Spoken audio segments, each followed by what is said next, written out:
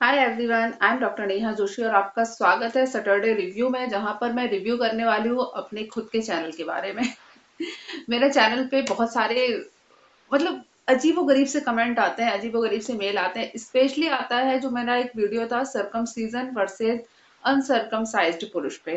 ठीक है, और उस पे मैंने एक डॉक्टर होने के नाते अपना एक जनरल पॉइंट ऑफ व्यू लोगों के साथ में क्लियर किया था, जो मेडिकल रिसर्च के बाद में निकलता है कि बहुत सारे एडवांटेज भी हैं और सेम टाइम पे बहुत सारे डिसएडवांटेज भी हैं। और दूसरी बात यह है कि कोई भी उसका कोई मतलब सर्टिफाइड चीज नहीं है कि जो एडवांटेज है वही है। मतलब हर पर्सन टू पर्सन वैरी करता है। तो कोई ऐसी चीज नहीं है, इतना ज्यादा एडवांटेज नहीं है कि इसको बोला जाए कि भैया जितने लोग हैं सबको करवाना चाहिए, और एट द सेम टाइम इसका कोई ऐसा डिसएडवांटेज भी नहीं है कि जिसको करवाना है उसको बोला जाए कि नहीं भाई प्लीज मत करवाओ, ये गलत है। लेकिन फिर भी लोगों को तो समझ में आएगा नहीं। लोगों को तो कोई क्लिनिकल ट्रायल से मतलब नहीं है। लोग कमेंट करते हैं, आप सीरियसली उस वीडियो पे नीचे आप देखिएगा, किसी व्यक्ति ने कमेंट किया हुआ है कि HIV नहीं होता। मतलब अगर आप सरकमसीजन करा लोगे तो आपको HIV नहीं होगा। वाह, वेरी गुड। बहुत ही अच्छा कमेंट है आपका, पता नहीं कहाँ से रिसर्च करके लेके आए हैं। कुछ ये कि प्रोस्टेट कैंसर होता ही नहीं है। अब प्रोस्टेट कैंसर का और उसका क्या रिलेशन है मुझे नहीं पता, लेकिन अपना खुद भी मान के रख लिया कि प्रोस्टेट कैंसर नहीं होता। फिर इन्फेक्शन नहीं होते हैं अलग अलग टाइप के, बेलेंटाइटिस नहीं होता।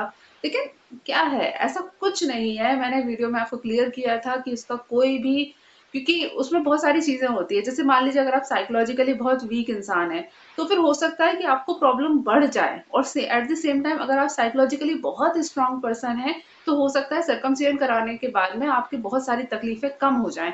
तो ये मैंने जो आपको बताया है वो एक मेडिकल पॉइंट ऑफ व्यू है, जो कि हर पर्सन टू पर्सन वेरी करता है, हर कंडीशन के साथ में वेरी करता है।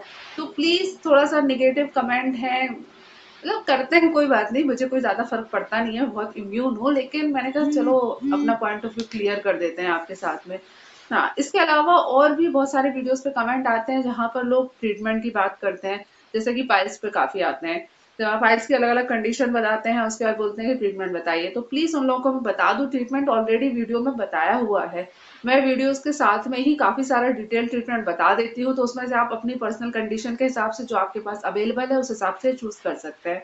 तीसरी बात मैं आपको बताऊं तो जो मेडिसिन मैं आपको बताती हूँ वो आयुर्वेद मेडिसिन है, यानी कि आपको आयुर्वेदिक मेडिकल शॉप पे मिलेंगी। अब एक किसी व्यूअर का कमेंट था कि मैं जम्मू कश्मीर में रहता हूँ, यहाँ पे आयुर्वेदिक स्टोर ही नहीं है। भाई जम्मू कश्मीर में गवर्नमेंट की तरफ से आयुर्वेद की वैकेंसी निकलती है, वहां पे रजिस्टर्ड आयुर्वेद डॉक्टर होते हैं जो कि NHM में, NRHM में और PSC में, इन तीनों जगह पर पोस्टेड हैं और काम कर रहे हैं वहां पर।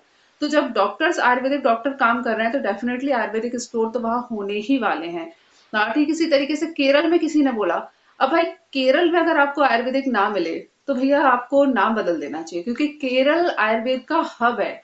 वहां पर आपको आयुर्वेद से रिलेटेड सारी चीजें मिलेंगी, चाहे वो पंचकर्म वाली चीज हो या कोई मेडिसिन हो। हाँ, नाम थोड़ा सा वेरिएशन कर सकता है, जैसे कि अगर मैं आपको बोलती हूँ तो तेल होता है, आप वहां जाएंगे केरल में साउथ में तो वहाँ तेलम शब्द का इस्तेमाल करते हैं, माँ लगा देते हैं, क्योंकि वो संस्कृत से ओरिजिनेटेड होते हैं। तो तेलम लगा देते हैं, तो ये थोड़ा सा अंतर हो सकता है। लेकिन अगर आप मेरे जो वीडियोस पे मेडिसिन है उनको नोट डाउन करके आप किसी भी आयुर्वेद जो फार्मेसी होती है उस पर दिखाएंगे तो आपको आसानी के साथ में मिल जाएगी। ठीक है, ये बातें इससे क्लियर हुई।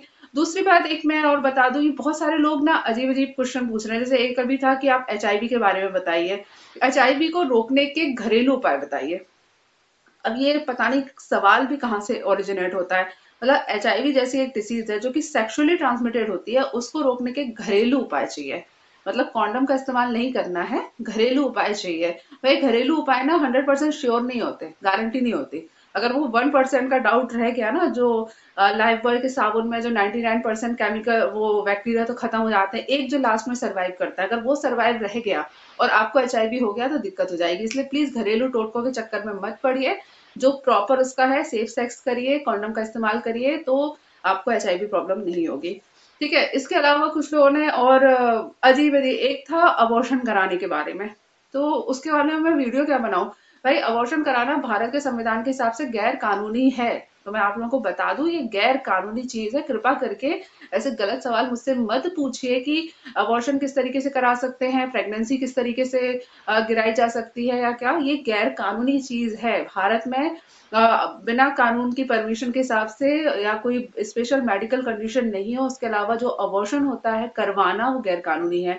एमटीपी किया जा सकता है, medical termination of pregnancy. Medical termination of pregnancy का मतलब ये होता है या तो बच्चा ऑलरेडी खराब हो चुका है, या फिर बच्चे को कोई ऐसी बीमारी है जिसकी वजह से वो सरवाइव नहीं कर सकता, या फिर माँ की जान को खतरा है।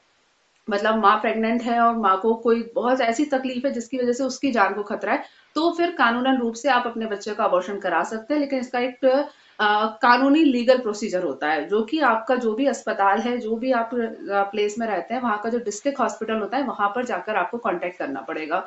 मतलब आप प्राइवेट में या ऐसे ही डायरेक्टली दवाई लेकर ये नहीं कर सकते। ये इलीगल काम है, तो कृपा करके ऐसे सवाल मुझसे मत पूछिए। चलिए, आज के लिए इतना ही। ये सारी जो चीजें थी जो मैंने नोटिस करी थी, वो मुझे आपसे डिस्कस करनी थी। आई होप आप मेरे जो कमेंट्स हैं, जो मेरी व्यूज हैं, या मेरा अपना खुद का ओपिनियन है, उससे शायद एग्री करें। एग्री नहीं भी करें तो प्लीज कमेंट करके बताइएगा। फालतू की गाली गलौज मत लिखो यार, दिमाग खराब होता है। मतलब आपका दिमाग खराब होता है, मेरे को तो कोई फर्क नहीं पड़ता। I just remove them. मैं तो उनको मार्क कर देती हूँ स्पाज्म करके, और बेचारे दूसरी जगह कमेंट करेंगे तो वो भी स्पाज्म में चले जाएंगे एक बार मार्क कर दिया तो वो ठीक है। तो प्लीज और कोई अच्छे टॉपिक है, अच्छे सवाल है, तो प्लीज कमेंट करके जरूर बताइएगा। और बाकी आपको मेरे साथ ये रियल टॉक आपने कैसे एंजॉय करी या नहीं करी, आपको अच्छा लगा कि नहीं लगा, प्लीज वो मुझे जरूर बताइएगा। चलिए, आज के लिए इतना ही। कल मैं आपके जो हफ्ते भर के सवाल है, जो हैशटैग माई क्वेश्चन से आपने पूछे थे, उन सारे सवालों का जवाब दूंगी। कल नहीं, एक्चुअली परसों, यानी कि संडे को। तो संडे को वीडियो अपलोड करूंगी जिसमें मैं आपके सारे सवालों का जवाब दूंगी। अगर आपका कोई सवाल है जिसके बारे में आप आंसर जानना चाहते हैं, तो प्लीज हैशटैग माई क्वेश्चन लिखकर जरूर कमेंट करिएगा। चलिए, bye bye, stay healthy and be happy. Good bye.